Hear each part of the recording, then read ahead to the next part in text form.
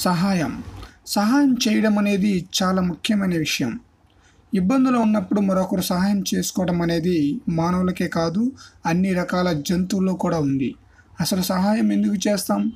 ఈరోజు ఇబ్బందులో ఉన్న వ్యక్తికి మనం సహాయం చేస్తే రేపు ఎప్పుడైనా మనకి ఇబ్బంది కలిగినప్పుడు మనం అతని నుండి సహాయం పొందుతామని. సహాయం అనేది అనేక రకాలుగా ఉంటుంది. అది మాట సహాయం కావచ్చు, ఆర్థిక సహాయం కావచ్చు. అయితే సహాయం అనేది ఎవరికైనా చేయొచ్చు, కానీ 3 రకాల వారికి మాత్రం ఎలాంటి పరిస్థితిలో కూడా సహాయం చేయకూడదని చాణక్యుడు చెప్పాడు.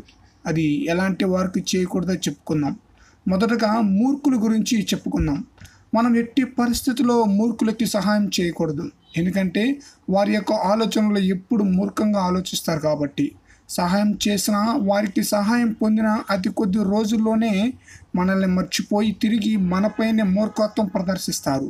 మనం చేసిన సహాయాన్ని తేలికగా చూపుతారు.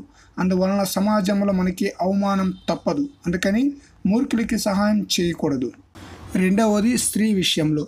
ఎవరైనా స్త్రీలు తనకు తానుగా తెలిసి కూడా తప్పులు చేస్తుంటే, ఆ తర్వాత వాటి వలన ఏదైనా సమస్యలో ఇబ్బందులు పడుతుంటే తనకి ఎట్టి పరిస్థితుల్లో సహాయం చేయకూడదు.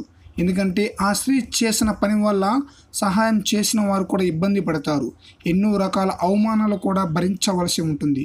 అలాంటి స్త్రీలకు సహాయం చేసే సమస్యలు ఇరుక్కోవడం కంటే ఏమి ఎరిగినట్లు ఉండిపోవడం మంచిది.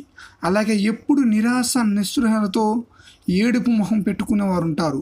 అలాంటి వారికి కూడా ఎలాంటి సహాయం చేయకూడదని చాణక్యుడు చెప్పాడు.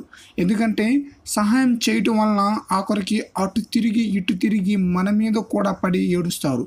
అందుకని ఎప్పుడు ఏడుస్తూ ఉండేవారికి సహాయం చేయకపోవడమే మంచిది. చాణక్యుడు చెప్పిన నీతుల ప్రకారం ఎప్పుడు ఈ ముగ్గురికి సహాయం చేయకుండా ఉండటమే మంచిది.